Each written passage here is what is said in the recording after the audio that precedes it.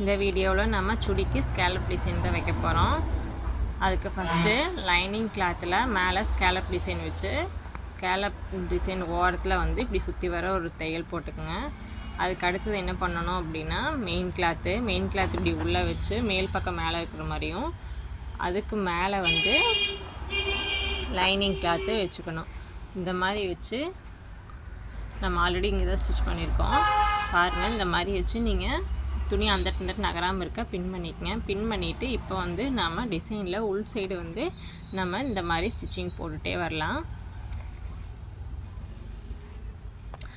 இந்த மாதிரி இப்படி கர்வ் மாதிரி ஸ்டிச்சிங் போடும்போது நம்ம பொறுமையாக நின்று போடணும்.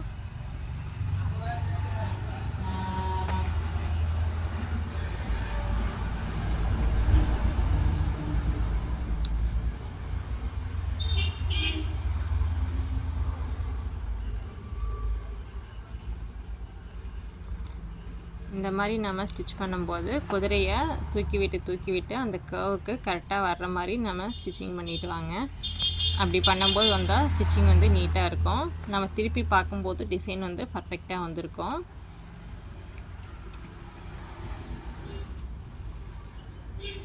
நம்ம இதை பொறுமையாக தான் நம்ம ஸ்டிச் பண்ணி ஆகணும்.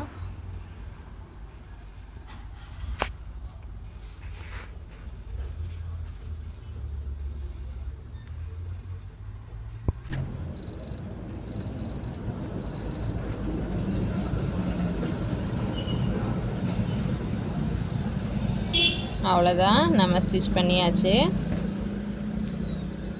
இந்த மாதிரி நீங்களும் ஸ்டிச் பண்ணி எடுத்துக்கோங்க. ஸ்டிச் பண்ணி எடுத்துட்டு இப்போ வந்து நம்ம அந்த சேஃபுக்கு நம்ம எக்ஸ்ட்ரா உள்ள கழுத்து பீஸை வந்து நம்ம கட் பண்ணி எடுத்துக்கலாம். பாருங்கள், இந்த மாதிரி கட் பண்ணிக்கலாம்.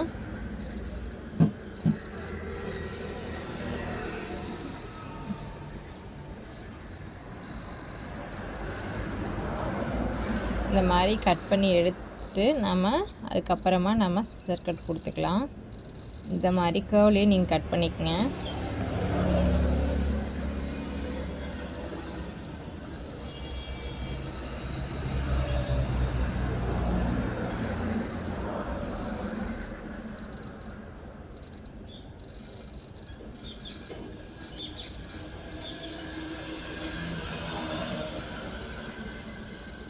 அவ்வளோதான், கட் பண்ணியாச்சு. அடுத்து வந்து இந்த மாதிரி இருக்கிற இடத்துல எல்லாம் நம்ம ஒரு சிசர் கட் வந்து கொடுத்துக்கலாம். இதே மாதிரி சுற்றி வரலும் நம்ம சிசர் கட் கொடுத்துக்கலாம்.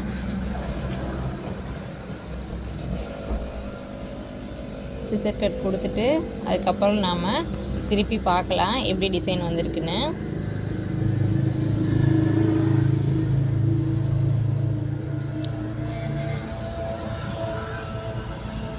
அவ்வளோதான், இருக்கிற கிளாத் அப்படியே மேலே லைனிங் கிளாத்து மட்டும் இப்படி தூக்குனா போதும். தூக்கிட்டு நாம் கையை உள்ளே விட்டு எடுத்து இப்படி சுற்றி வரும். நீட்டாக எடுத்து விடணும். சுருக்கம் இல்லாமல் நீட்டாக எடுத்திங்கன்னா பர்ஃபெக்டாக வந்துடும். பாருங்கள்,